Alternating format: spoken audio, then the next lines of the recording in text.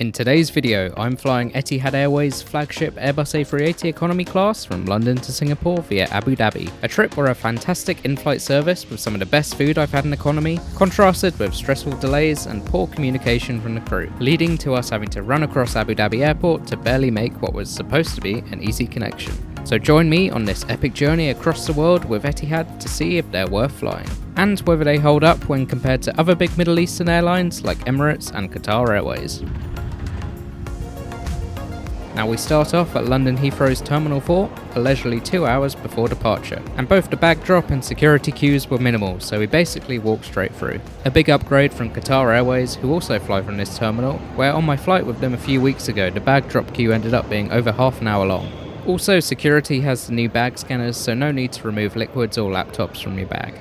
Now if you've never been to Heathrow Terminal 4, then just know it's your classic long and thin terminal. So not very impressive to look at, and you might have to walk a fair amount if you get a bad gate. One of its few redeeming features though is that it's the only terminal at Heathrow to have an observation deck open to everyone. And it's really well positioned to get some amazing views of the planes when taking off and landing, as long as the wind's blowing in the right direction, that is. Also, look, it's a Royal Brunei Boeing 787. If you want to see my review of their economy class, then click the link in the description below. Anyway, as we waited at the gate, they announced there would be about a 15-minute delay to boarding, so no problem I thought, as we had just over 2 hours to connect in Dubai. But every 10 minutes they would come on with an announcement that there would be another 10-minute delay, and after an hour we eventually boarded, and I thought that was it. But as it turned out, there was a technical issue which took more time after boarding to finally fix. Then they announced we were ready to leave, locked the doors, and we were about to push back, before another 10 minutes of silence passed, only for the captain to eventually announce, "Cabin crew, disarm doors for cross-check." So if you know your airline jargon, that's usually what they say on arrival before opening the doors, which obviously meant that the technical issue wasn't actually fixed. Anyway, they had to get an engineer to come back on to have another look, and once it was fixed we ended up finally departing, 2 hours and 15 minutes late. And whilst the crew did provide regular updates, every single update they actually gave turned out to be wrong in hindsight, so not sure how I feel about that.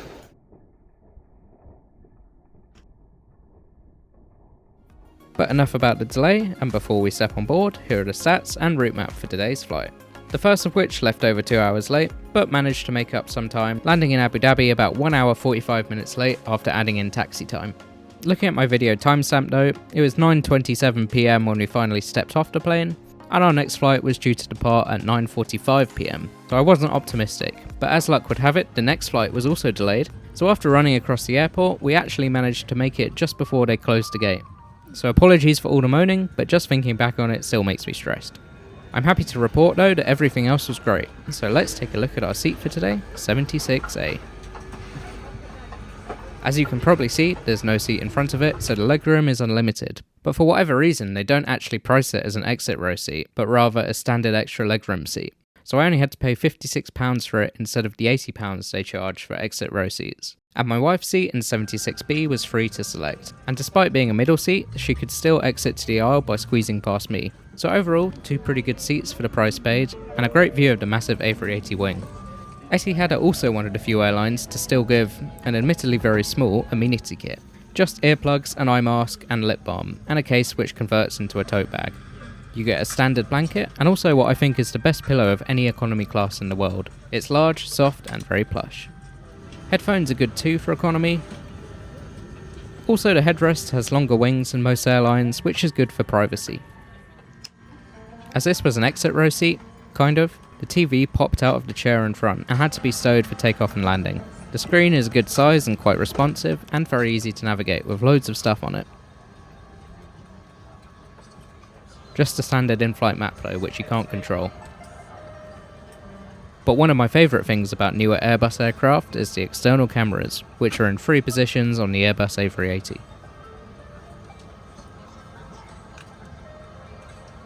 They also offer live TV for a few select news channels, which works well, though the content turned out to be a bit depressing, so I didn't watch.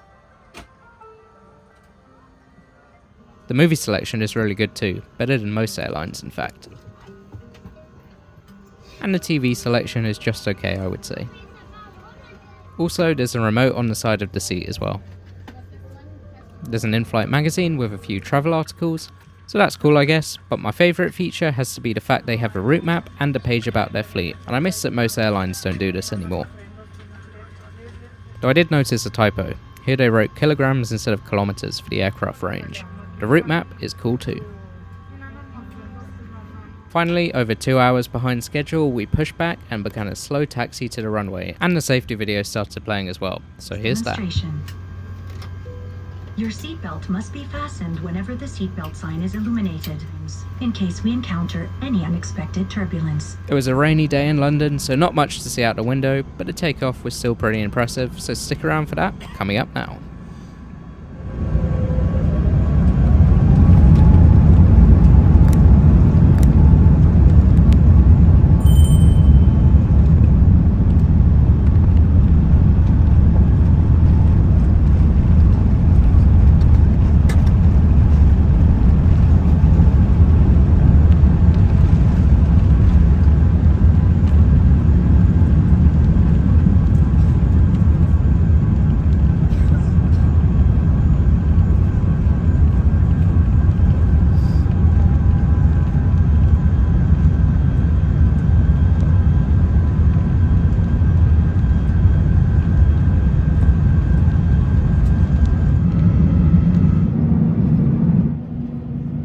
Once in the air, the cabin crew started serving lunch just over an hour after takeoff, and I have to say, from this whole trip with Etihad today, the food was probably the highlight. Here we got a choice of lamb and rice or chicken and potato. I got the lamb and rice, and it was delicious.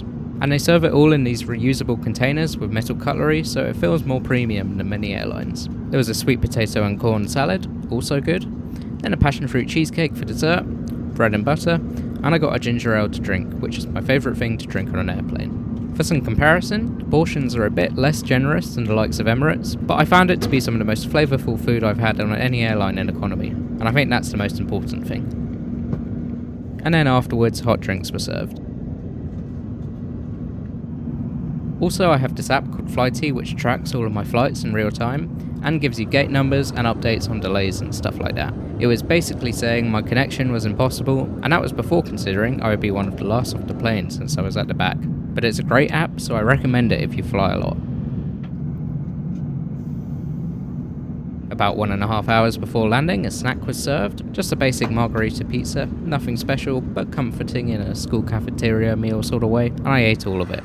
As we were close to landing, I should also mention, Etihad will usually give you connecting flight info by either making an in-flight announcement or showing it on the IFE screens. But on this flight they made an announcement to apologise, saying they don't have any connecting flight info today. So that was another small annoyance and didn't reassure most of the people on the plane who were also connecting like me. But without further ado, here's the landing into Abu Dhabi.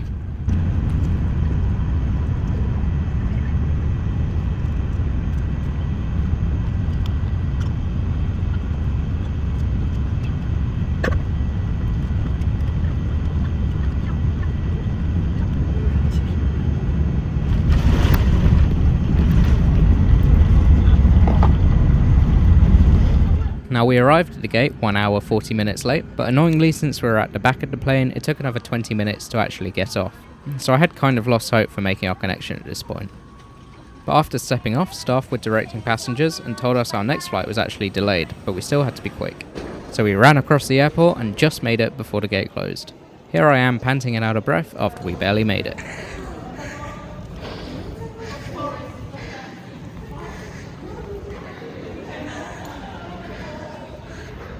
This flight was also on an Airbus A380 and pretty much just more of the same. The only difference being we sat in seats 74A and B this time. 2 rear bulkhead seats which we chose because there was no middle seat, and they were also free to select. Also a random observation, and not sure if it happens on every flight, but we got our meals before everyone else for some reason. The flight attendant just asked our choice and delivered it straight to us from the galley before bringing the cart out for everybody else. Recline is pretty poor due to the bulkhead though. Also in these regular seats you can watch a movie and have a map up on the remote at the same time, which was cool and saves having to flick between them. Here I was watching the new Salem's Lot movie, which was much worse than the book. So here we are pushing back and watching the safety video again. This time departure was only delayed by just over an hour, and I was kind of thankful as it meant we made our connection, though I never picked up the reason for the delay on this one. I also saw this cool Antonov 124 whilst taxiing, which almost made up for the delay. Here's what it looks like in better light.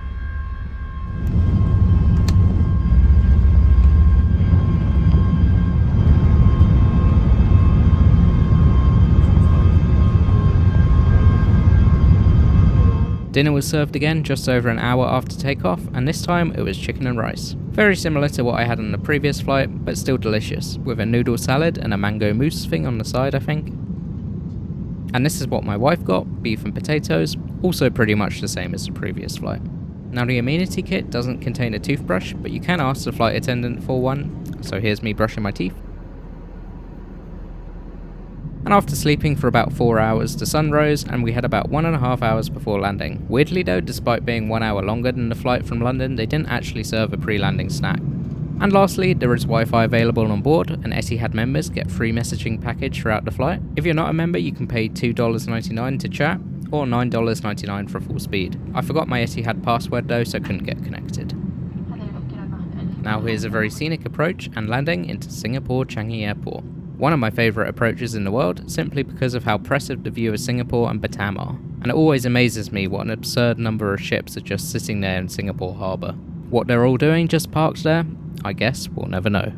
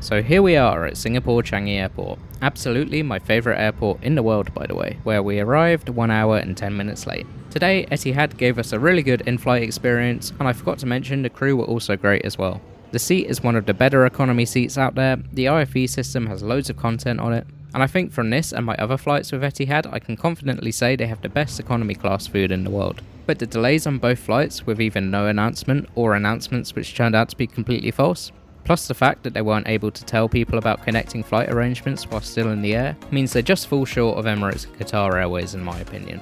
Also, why no pre-landing snack on the Singapore flight? That just seems like a weird thing for them to miss. So thanks for all that, I'm dropping them to an 8 out of 10 on my airline tier list, but spoiler alert, they'll be back at a 9 out of 10 with my next review of their business class, so it's just temporary.